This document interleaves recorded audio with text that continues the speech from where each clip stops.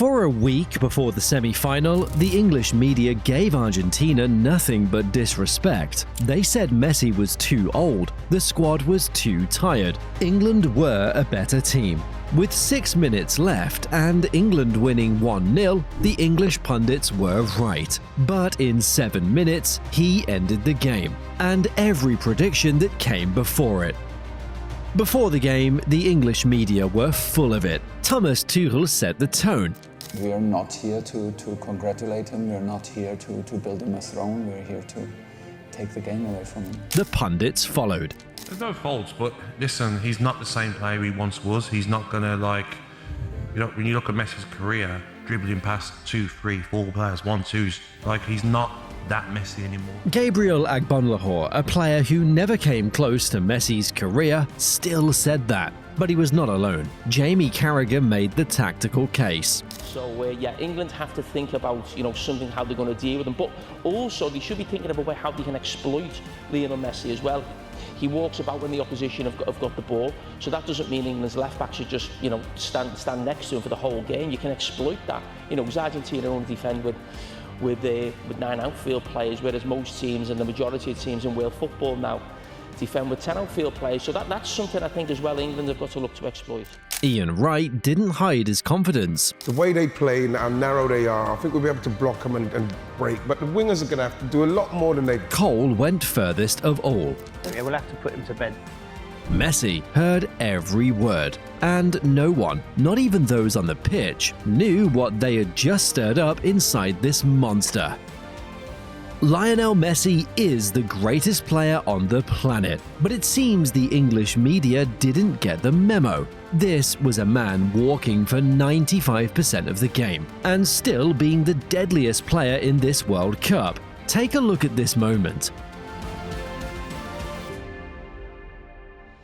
What do you think happens next after that pass?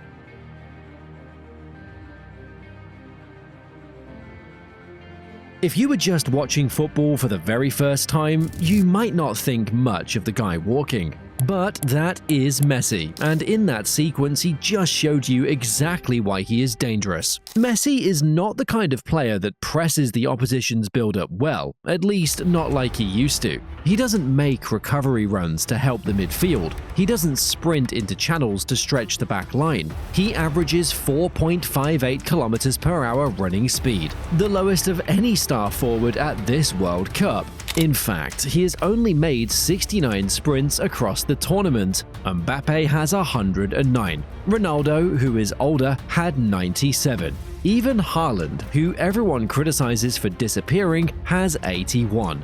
Out of 618 outfield players with at least 90 group stage minutes, Messi ranked 600th and 18th in distance covered per 90 minutes, dead last. Fewer meters than centre-backs, defensive midfielders, even some goalkeepers who came up for corners. By almost any metric that isn't goals or assists, Messi lost to his direct competitors. They thought they'd seen it all. They thought the walking meant decline. They saw the missing sprints and called it a body giving out. But what they didn't know was that walking wasn't weakness, it was hunting. This Messi doesn't chase the game anymore. He lets the game come to him, scanning the fullback's position, reading the gaps between centre-back and midfielder, calculating where the space opens when the defensive line shifts. By the time the ball arrives, he's already 3 moves ahead. Younger Messi broke teams by receiving and accelerating through them. This Messi breaks them before the ball even arrives. And when Argentina needed him most, he delivered every single time. Against Cape Verde in the round of 32, Argentina kept losing the lead. Messi changed it, assisted the equalizer, created the winner. 3-2. Argentina survived. Against Egypt in the round of 16, Argentina were losing 2-0 with 10 minutes left. The defending champions on the verge of the biggest upset in World Cup history. Messi dragged them back from the dead. An assist, then a goal. 3-2. Argentina survived again. against Switzerland in the quarter-final. Extra time again. Messi was instrumental and another knockout round navigated through sheer will. 3 knockout rounds. 3 times Argentina looked finished. 3 times Messi said otherwise. The English media looked at the walking and saw a player past his prime, a liability waiting to be exposed, a weakness to be exploited. But at 39 years and 21 days, Messi had become the oldest outfield player ever to reach a Men's World Cup semi-final. Not as a passenger, not as a legacy selection, as the tournament's joint top scorer and chief creator. The pundits said he could be contained, that England's press would suffocate him, that the legs couldn't carry him through another 90 minutes. They were about to learn the difference between containing Messi and beating him. The game between Argentina and England started exactly how England wanted. Tuchel had Reece James and Jed Spence pushing high, Rice and Anderson shielding the middle, Bellingham and Rodgers pressing Argentina's midfield 3. The plan was working. Messi was being forced to receive facing his own goal. England were winning the second balls. Argentina looked tired. In the 33rd minute, Stones heads wide from a Rice free kick, England's best chance in the half. 55th minute, Rice shifts right. Rodgers drives across the box, slides a low cross into the far post. Anthony Gordon arrives ahead of Molina and slots it home. 1-0 England.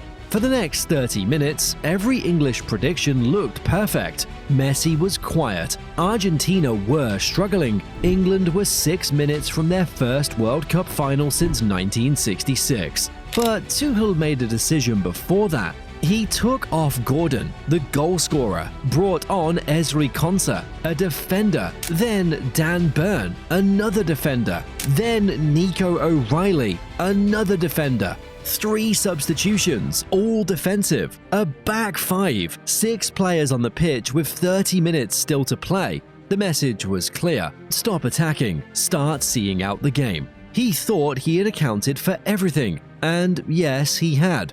Well, except for one. In the 84th minute, corner to Argentina. England expected the cross. Argentina went short. Messi cleverly squared it to Enzo Fernandez, who rifled home the equalizer. 1-1.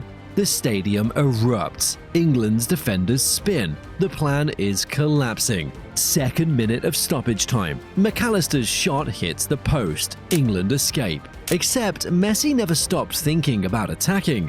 When England's defenders scrambled toward the loose ball, Messi delivered a cross with his weaker foot, and Lautaro Martinez headed home a dramatic winning goal. The cross wasn't hopeful. It was the only gap that existed between Pickford and the scrambling defense. 2-1 Argentina. From post to winning goal in seconds. Most players see a shot come back off the post and think unlucky. Reset. Messi treated it as the start of the next move. No hesitation, straight back into position. He won the player of the match. 2 assists. The oldest outfield player ever in a Men's World Cup semi-final. Both created goals in the 7 minutes that decided history. After the game, the same pundits who had promised England would put Messi to bed had nothing left to say. Joe Cole's bones had lied to him. Carragher's exploitation plan had backfired. Wright's confidence in blocking Argentina had collapsed. Terry's man-for-man assessment had been exposed. They said Messi was too old. He created both goals. They said Argentina defends with 9 players. Argentina scored twice in 7 minutes. They said England would take the game away from him. Messi took the game away from England. Zlatan Ibrahimovic said it best after the match. England stopped playing when they scored. Tuchel went too defensive. Scaloni went more offensive. Argentina didn't panic. The best team won. Contain him for 84 minutes all you like, but containment isn't elimination. It's easy to say all he does is walk, but Messi doesn't walk in just any system. He walks in a system explicitly built for him. At Barcelona, the entire team was designed to let him conserve energy. Argentina copied that idea in 2022 and pushed it even further this tournament. Rodrigo de Paul does the pressing, McAllister controls tempo, Enzo Fernandez wins the duels. Between them, they cover the ground Messi no longer has to. Lautaro Martinez makes the runs up front. His movement stretches defenses. His presence creates the chaos that opens pockets of space. And when those pockets appear, Messi is already standing in them. Scaloni understood all this and built the system in 2022 and trusted it again in 2026. At 39, Messi can't do everything he used to do, but he can still do the things that actually win matches, create chances, find passes nobody else sees, and score decisive goals in decisive moments. So Scaloni stopped asking him to do the rest. That connection shows in the numbers. Messi has been by far the best player in the 2026 World Cup. He was one of the top in goal involvements. He scored in 9 consecutive World Cup appearances, a record no man or woman ever matched. The system isn't there to make Messi walk less. It's there so that when he does walk, he ends up exactly where the game needs him. One question still remained. Could he actually deliver when it mattered most? This wasn't the first time pundits had underestimated Messi before a big game. Louis van Gaal made the same argument in 2022, before the quarterfinal against the Netherlands. Messi doesn't defend. Messi responded with an assist for Molina's goal, a penalty, and a conversion in the shootout. He celebrated right in front of the Dutch bench. 4 years later, the English media made the same mistake, and Messi delivered the same answer. The matches people remember aren't about how many touches a player gets. They're about what happens on the ones that count. England's plan ran out of road. Argentina's best player made better use of what was left. At 39, Messi doesn't need to dominate every minute, just the moments that decide history. And against England, he did exactly that. The pundits said he was finished. The scoreboard said otherwise.